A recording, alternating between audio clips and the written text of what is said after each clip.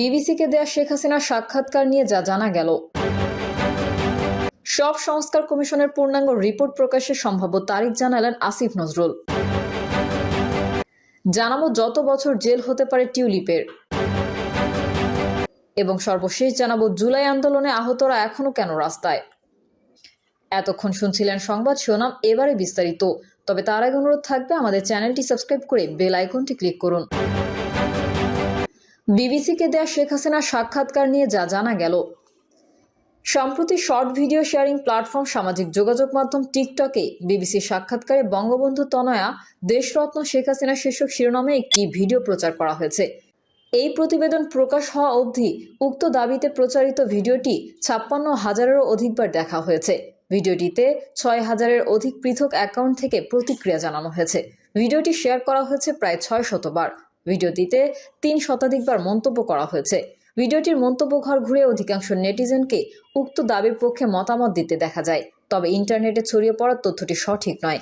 এ বিষয়ে একটি প্রতিবেদন প্রকাশ করেছে বাংলাদেশের তথ্য যাচাইকারী প্রতিষ্ঠান রিউমার স্ক্যানার। রিউমার স্ক্যানার জানায়, ভিডিওটি সাম্প্রতিক সময়ে বিবিসিকে দেয়া এক শেখ হাসিনার কোনো সাক্ষাৎকারের ভিডিও নয়, বরং এটি 2007 সালে আল জাজিরাকে পুরনো সাক্ষাৎকারের ভিডিও। অনুসন্ধানের শুরুতে ভিডিওটির ক্যাপশন পর্যবেক্ষণ করে এতে বিবিসির কথা উল্লেখ পাওয়া যায়। উক্ত তথ্যের সূত্র ধরে বিবিসির ইউটিউব চ্যানেল এবং ওয়েবসাইট যাচাই করে সাম্প্রতিক সময়ে শেখ হাসিনার এমন কোনো সাক্ষাৎকার খুঁজে পাওয়া যায়নি। সব সংস্কার কমিশনের পূর্ণাঙ্গ রিপোর্ট প্রকাশের সম্ভাব্য তারিখ জানালেন আসিফ নজরুল। আইন উপদেষ্টা অধ্যাপক আসিফ নজরুল জানিয়েছেন, অন্তর্বর্তী সরকার গঠিত বিভিন্ন খাতের সংস্কার কমিশনের প্রতিবেদন আগামী 8ই ফেব্রুয়ারি প্রকাশ করা হতে পারে। মঙ্গলবার বিকেলে রাজধানীর ফরেন সার্ভিস একাডেমিতে এক সংবাদ সম্মেলনে তিনি এই তথ্য জানান। আসিফ নজরুল বলেন, 6 সংস্কার কমিশন প্রধানদের সঙ্গে আজ প্রধান উপদেষ্টা বৈঠক করেছেন। প্রধান উপদেষ্টা ডক্টর মোহাম্মদ ইউনূস ঐকমত্য কমিশনের প্রধান হিসেবে এই বৈঠক করেন। তিনি সংস্কার প্রতিবেদন বিষয়ে খোঁজ নিয়েছেন। তিনি আরও বলেন, আজকের বৈঠকে কিছু সিদ্ধান্ত হয়েছে। সংস্কার কমিশনগুলোর পূর্ণাঙ্গ রিপোর্ট আগামী 8ই ফেব্রুয়ারি প্রকাশ করা হবে বলে আশা করছি। একই দিন 6 কমিশনের প্রধানরা আশু করণীয় সম্পর্কে এবং সংস্কার বিষয়ে মধ্যমেয়াদে বা দীর্ঘমেয়াদে কি করা যেতে পারে সেই বিষয়ে সর্বসম্মতভাবে সুপারিশনামা পেশ করবেন। উপদেষ্টারা বলেন, এই সুপারিশনামা এবং সংস্কার রিপোর্ট আমরা রাজনৈতিক দল এবং জুলাই গণঅভ্যুত্থানের পক্ষের শক্তিগুলোর কাছে পৌঁছে দেব। তাদের সঙ্গে আলোচনা এবং সমঝোতার ভিত্তিতে প্রথম আনুষ্ঠানিক বৈঠক হবে। আমরা আশা করছি এই বৈঠক ফেব্রুয়ারির মাঝামাঝি হবে। রাজনৈতিক দলগুলোর সঙ্গে কথা বলেই তারিখ নির্ধারণ করা হবে। ওই সভায় সভাপতিত্ব করবেন ঐকমত্য কমিশনের প্রধান উপদেষ্টা ডক্টর মোহাম্মদ ইউনূস। যত বছর জেল হতে পারে টিউলিপের। ব্রিটেনের সাবেক সিটি মিনিস্টার এবং লেবার পার্টির প্রভাবশালী রাজনীতিক টিউলিপ সিদ্দিকের বিরুদ্ধে দুর্নীতির অভিযোগে তদন্ত শুরু করেছে ন্যাশনাল ক্রাইম এজেন্সি।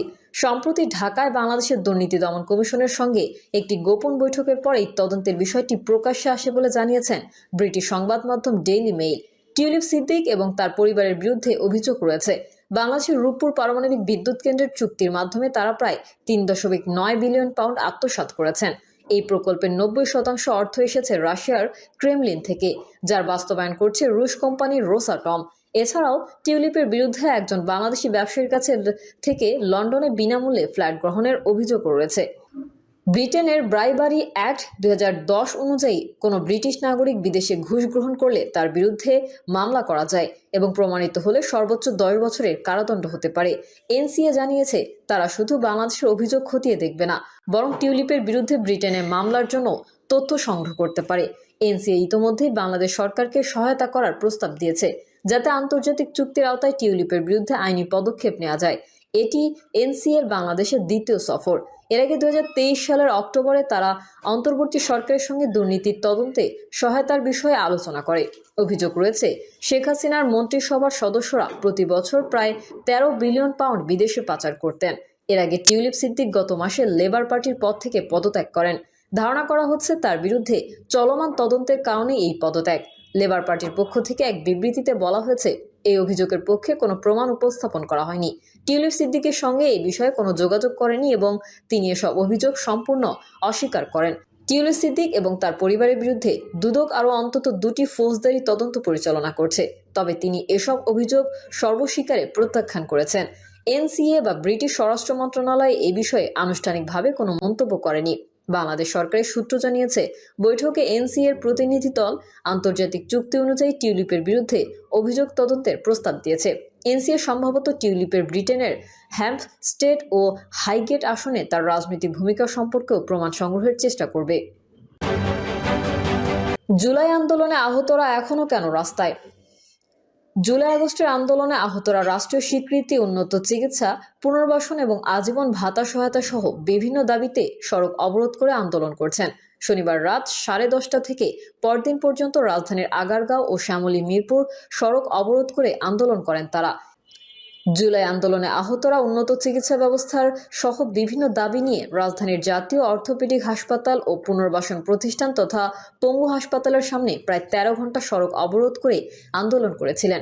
সেই সময় মধ্যরাতে বৈষম্য বিরোধী ছাত্র আন্দোলনের কয়েকজন সমন্বয়ক ও অন্তর্বর্তীকালীন সরকারের 4 উপদেষ্টার আশ্বাসের পরিপ্রেক্ষিতে রাত 3টার দিকে তারা সড়ক ছাড়েন। পরদিন 14 নভেম্বর দুপুরে স্বাস্থ্য মন্ত্রণালয়ে আহতদের দাবি দেওয়া নিয়ে একটি বৈঠক অনুষ্ঠিত হয়।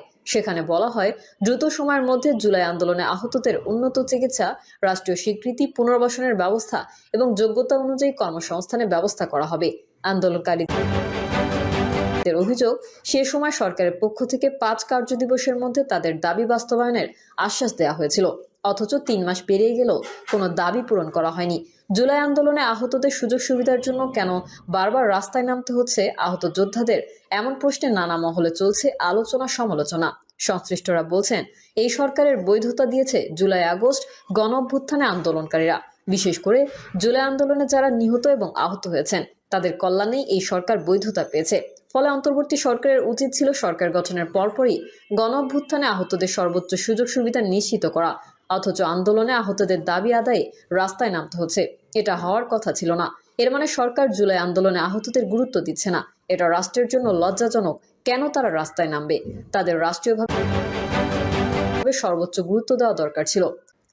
5 আগস্ট সাভার আশুলিয়া আন্দোলনে পুলিশের গুলিতে চোখ হারানো মিজানুর রহমান বলেন, যাদের জন্য জুলাই গণ অভ্যুত্থান হয়েছে, দেশ স্বৈরাচার মুক্ত স্বাধীন হয়েছে, জনগণের সরকার হয়েছে, তাদেরকেই গত 6 মাস ধরে অবহেলার পাত্র বানিয়ে রাখা হয়েছে। এটা তো হওয়ার কথা ছিল না। এই সরকার আমাদের আগে মূল্যায়ন করা দরকার ছিল। এমন স্বৈরাচার বিরোধী আন্দোলনের পর আবার আমরা কেন দাবি দেওয়ার জন্য সড়কে আন্দোলন করব? এখন পর্যন্ত আমাদের রাষ্ট্রীয়ভাবে কোনো মূল্যায়ন করা হচ্ছে না, স্বীকৃতি দেওয়া হচ্ছে না, আমাদের পুনর্বাসনের ব্যবস্থা কিংবা উপার্জনের ব্যবস্থা করা হচ্ছে না। আমাদের তো পরিবার আছে, সংসার আছে। জুলাই আন্দোলনে আহত আরিফুল ইসলাম তনয় বলেন, আমরা গত 6 মাস ধরে বিছানায়, প্রত্যেকেই শরীরের কোনো না কোনো অঙ্গ হারিয়েছি। চাইলেই অন্য সবার মতো কাজ করার সক্ষমতা নেই। আমাদেরও তো সংসার আছে, তাদের 2 বেলা